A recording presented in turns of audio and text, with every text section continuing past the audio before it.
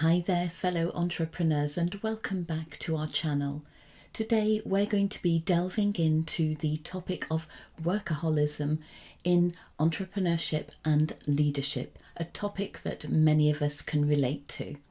Being an entrepreneur is an exhilarating experience most of the time, I'm sure you'll agree, but have you ever wondered why you may be driven to work excessively, often at the expense of your own well-being and personal relationships?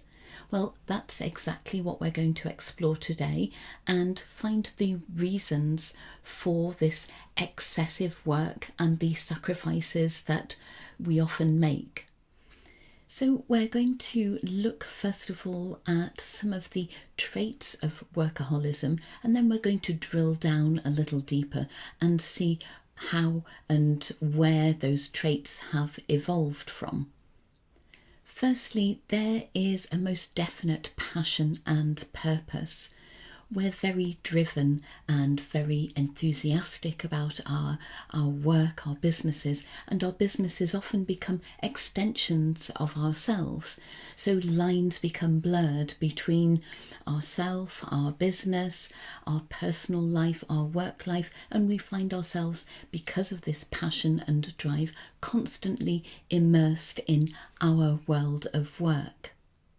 Next, we have a fear of failure. We are driven to achieve results. We run a business because we want to improve our quality of life or make improvements in the world or create a better life for our loved ones. And the weight of that business success weighs very heavily. So we will constantly be pushing for that next goal in order to grow our business, to grow that bottom line, and can be very afraid of failing at achieving our goals. Next, we have control and perfectionism. Entrepreneurs often have a strong desire and need for control. We want everything to be perfect and we strive for flawless outcomes and push ourselves for that to happen. We become afraid that any slacking off may mean that we are not going to achieve those high standards of perfectionism that we set for ourselves. And then we have passion for growth. Entrepreneurs are natural growth seekers, hungry for knowledge, skills and business expansion. This constant need and thirst for growth can lead us to work excessively, attempting to achieve all that growth that we want, wanting to strive to do more, to grow more, and to be at the forefront of our industry. If we drill down through these behaviours to their root causes, we will most likely find childhood adversity or even childhood trauma. That drive, passion and purpose that has got you this far in your business enterprises was perhaps rooted in a need in your early years to seek refuge from the chaos, the noise and perhaps abuse that was existing in your life at that time. Fear of failure often originates when there was excessive pressure put upon us in childhood to get good grades or to get that place in the sports team. And we often find instances of bullying, shaming, emotional, physical or verbal abuse. Perfectionism traits can often be traced back in the same way as fear of failure that I just mentioned.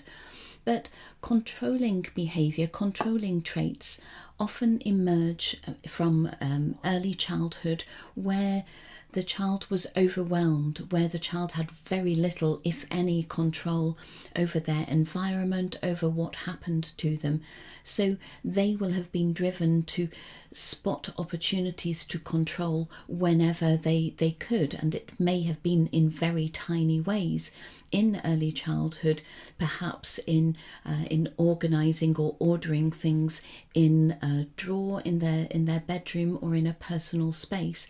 But as they've grown into adults, the potential to control increases, and therefore this controlling behaviour and this need to be in control in order to reassure ourselves and to feel safe also grows.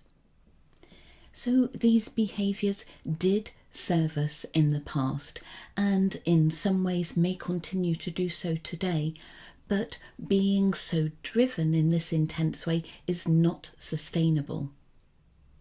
The lack of balance that results from being so driven is going to catch up with us at some point. Maybe it already has for you.